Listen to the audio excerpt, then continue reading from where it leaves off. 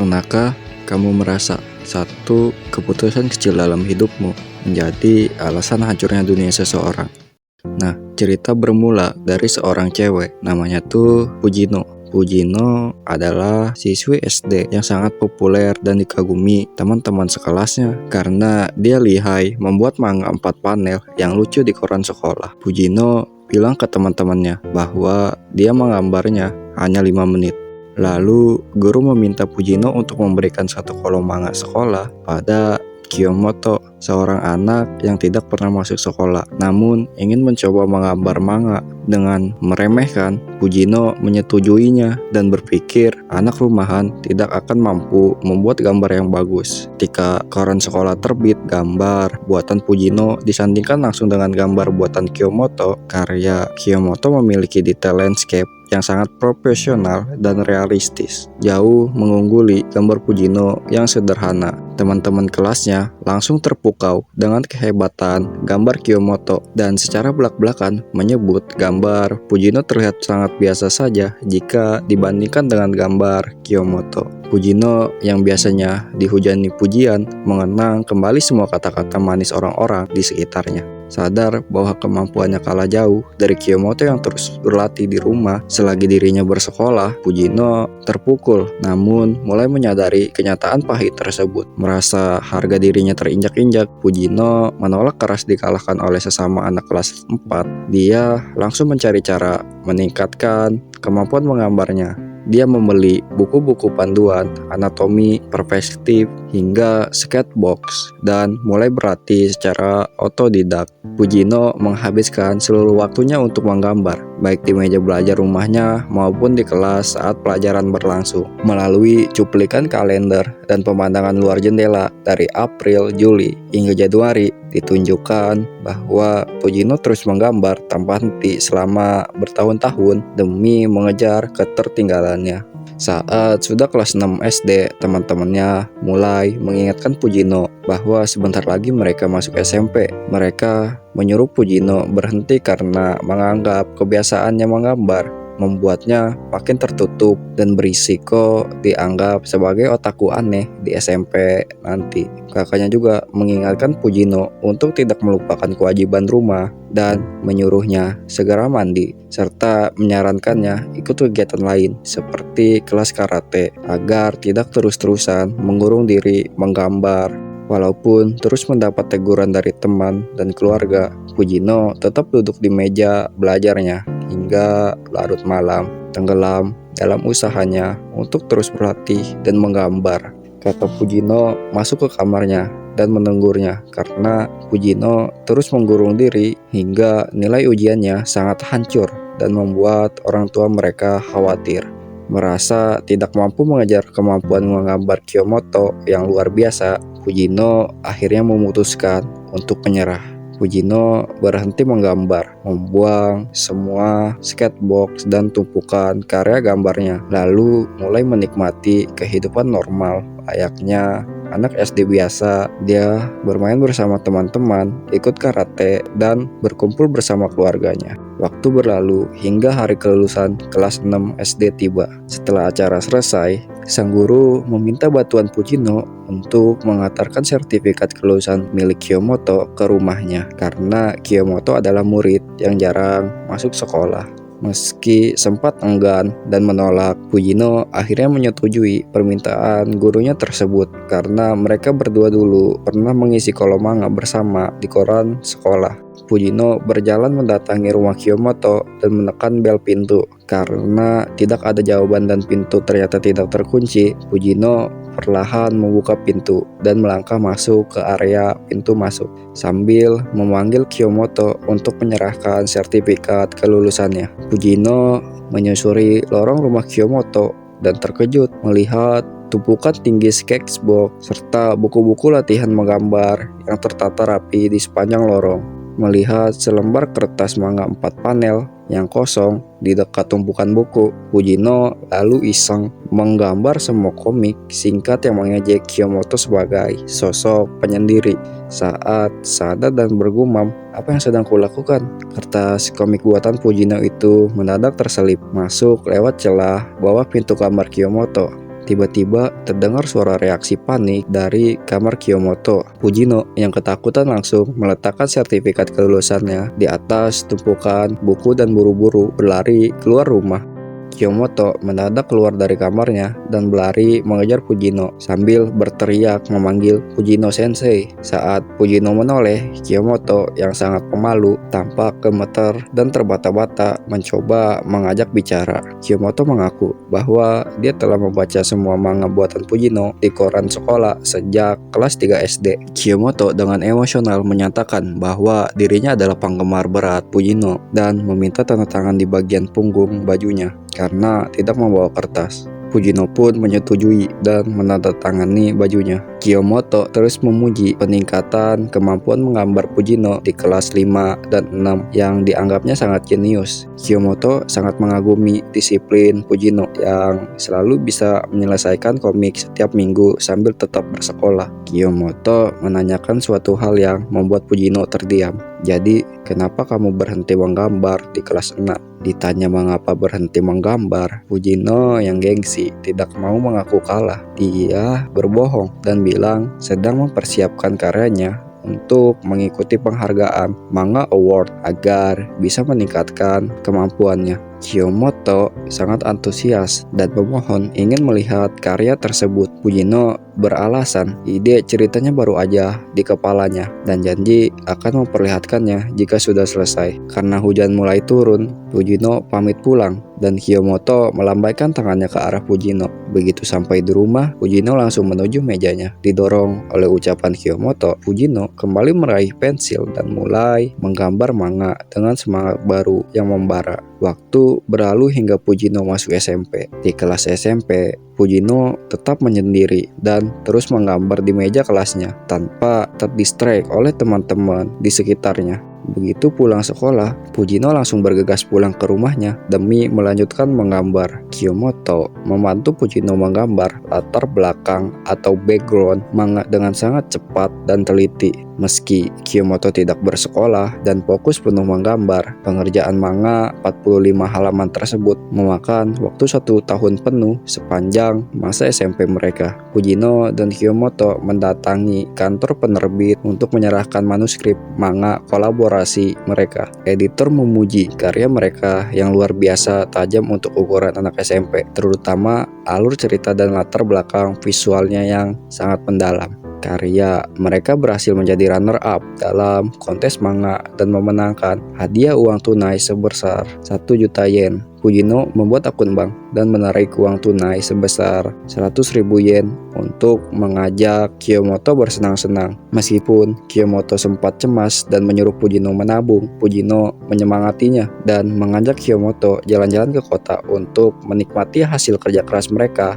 Fujino dan Kiyomoto menghabiskan waktu bersama dengan makan crepe, makan di restoran cepat saji, hingga pergi ke toko buku. Saat perjalanan pulang naik kereta, Kiyomoto berterima kasih karena Fujino telah membawanya keluar dari kamar. Ia mengaku bahwa dia sebenarnya takut keluar rumah dan berhenti sekolah karena takut pada orang-orang. Fujino mendengarkan dengan tenang dan menanggapinya dengan sedikit candaan untuk mencairkan suasana dan membuat Kiyomoto merasa sangat lega dan bahagia karena telah mulai menggambar. Selama bertahun-tahun, mereka terus berkolaborasi menciptakan berbagai manga one shot. Mereka melakukan riset langsung, mulai dari pergi ke pantai, melihat akuarium, mempelajari alam, hingga jalan-jalan ke Tokyo, sembari belajar menggambar latar belakang visual yang menakjubkan dari buku-buku referensi seni. Saat menginjak usia 17 tahun, bahwa pemimpin redaksi memberikan mereka tawaran serial manga setelah lulus SMA.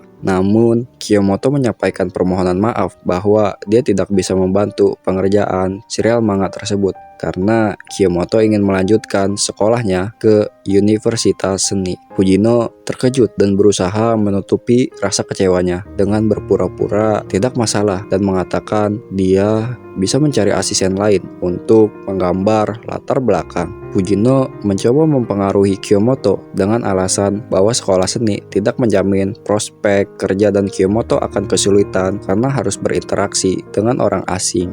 Fujino memujuk Kiyomoto bahwa jika ia tetap bersamanya, semuanya akan baik-baik saja. Momen ini menjadi titik balik emosional yang memperlihatkan keretakan dan perpisahan arah hidup di antara keduanya.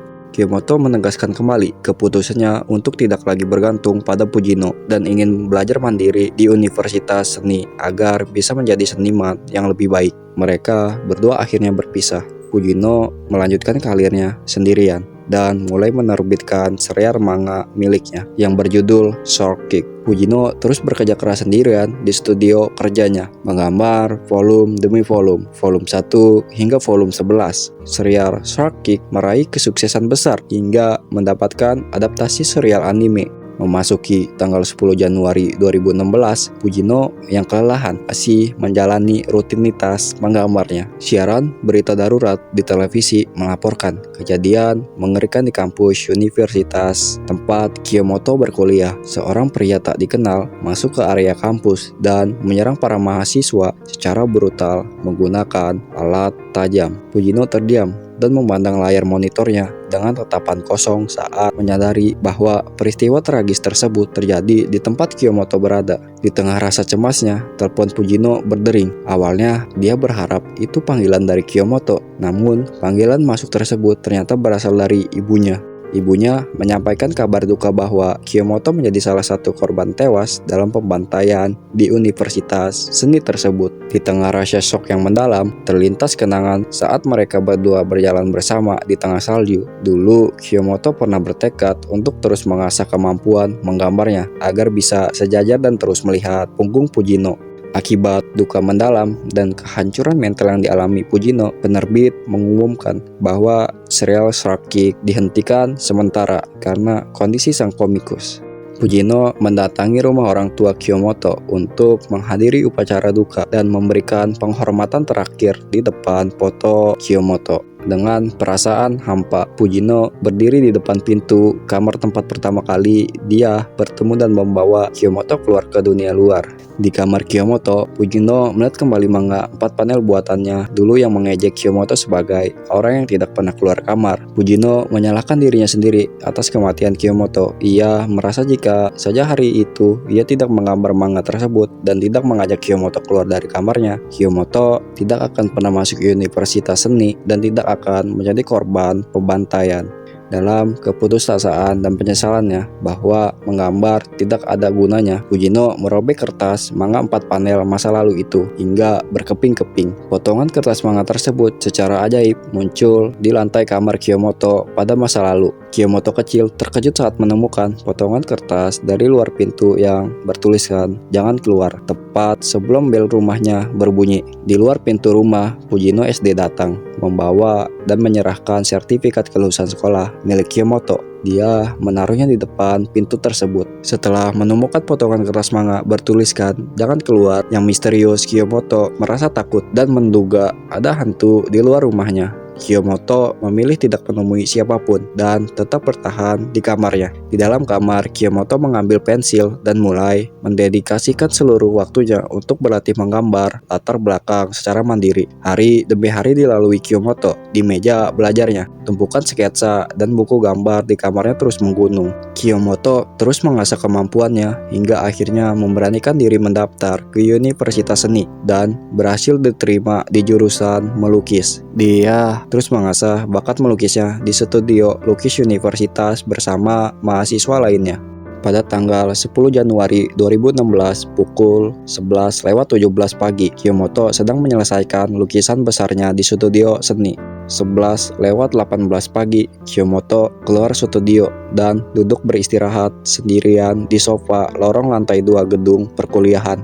Pukul 11:18 pagi, seorang pria tak dikenal masuk ke dalam gedung sambil membawa alat tajam. Pria tersebut mendekati Kiyomoto yang sedang duduk santai dan mulai membentaknya. Pelaku yang sedang mengalami paranoid parah menuduh Kiyomoto menertawakan serta mengejek dirinya. Meskipun Kiyomoto kebingungan dan tidak tahu apa-apa, pria tersebut terus mengamuk, berteriak, menyuruhnya tutup mulut. Pria bersenjata tajam tersebut bersiap mengayunkan senjatanya untuk menyerang Kiyomoto yang sedang terpojok di sofa. Secara mengejutkan, Fujino mendadak muncul dan mendaratkan tendangan tepat ke arah pelaku. Fujino dan pelaku sama-sama jatuh, terhempas ke lantai. Tetapi aksinya berhasil melumpuhkan pelaku dan menyelamatkan Kiyomoto dari bahaya kematian. Di luar kampus, ambulan dan polisi telah tiba. Fujino yang mengalami cedera kaki meminta nomor telepon Kiyomoto untuk tetap saling mengontak. Saat menerima panggilan di ponselnya, Kiyomoto terkejut melihat nama Fujino dan menyadari bahwa penolongnya adalah sosok komikus favoritnya di masa sekolah dulu. Kiyomoto mengungkapkan rasa kagumnya bahwa ia adalah penggemar berat manga 4 panel karya Fujino yang dulu terbit di koran sekolah. Sebelum ambulan membawa Fujino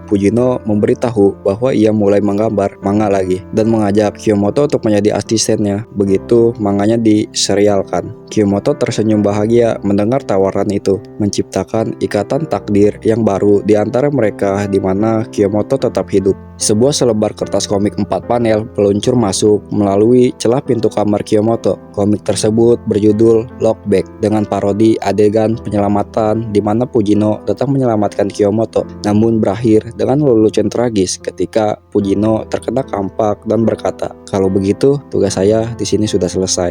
Cerita kembali memperlihatkan momen Fujino yang pulang ke rumah dan berdiri di depan pintu kamar Kiyomoto. Fujino membuka pintu kamar Kiyomoto yang dipenuhi oleh tumpukan buku sketsa dan catatan kerja. Di dalam ruangan tersebut bergantung baju kotak-kotak bertuliskan nama Ayumu Fujino. Di ambang pintu, Fujino merenungkan kembali alasan dibalik perjalanannya menggambar manga. Menyadari betapa besar pengaruh hubungan mereka terhadap hidupnya. Di sini kita diperlihatkan kilas balik saat Kiyomoto membaca karya-karya Fujino. Kiyomoto membaca dengan derai air mata, kebahagiaan, tersenyum lebar hingga tertawa terbahak-bahak di lantai. Melalui kenangan ini, Fujino menyadari alasan utamanya menggambar adalah kebahagiaan dan tawa Kiyomoto saat membaca karyanya, hal yang memberikan makna pada usahanya. Fujino tersadar kembali ke realita sambil menatap halaman komik buatannya dengan air mata menetes. Fujino berdiri dan berjalan keluar dari kamar Kiyomoto. Kembali ke ruang kerjanya, Fujino menempelkan lembaran komik 4 panelnya di kaca jendela. Fujino duduk di meja kerjanya dan kembali memegang pensilnya. Meski diterpa rasa kehilangan yang mendalam, ia memilih untuk terus berkarya dan melangkah ke depan dengan membawa kenangan bersama sahabatnya. Cerita pun berakhir. Gua Pep, terima kasih.